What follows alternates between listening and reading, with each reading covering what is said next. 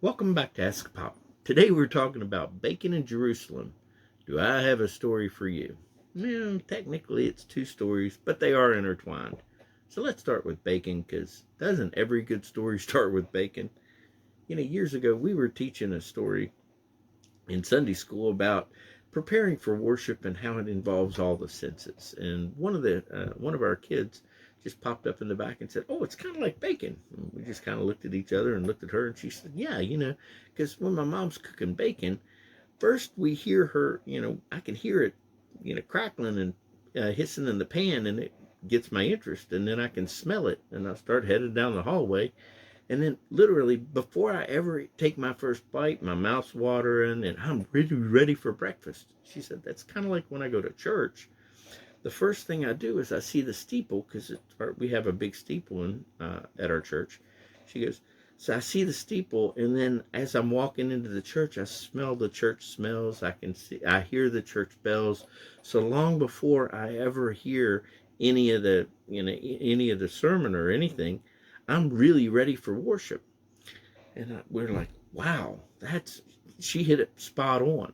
And you're saying to yourself, "Cease, that's a really good story, but how is that a devotional, or how is that related to Jerusalem?"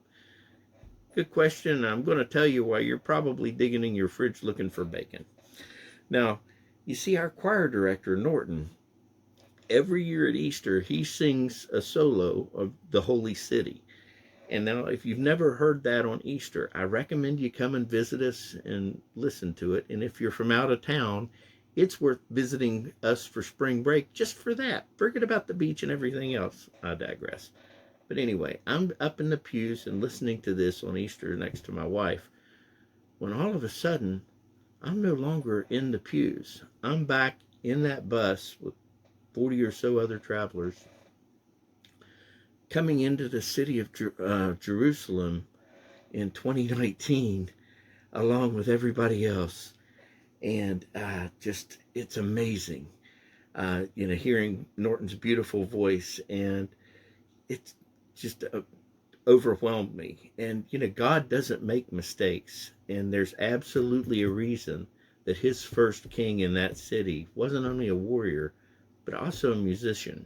And it's this old guy's opinion that one of the most important tools in God's arsenal is music, because that allows us to connect with each other with love. Oh, and bacon as well, but that didn't come for a couple thousand years. Just kidding.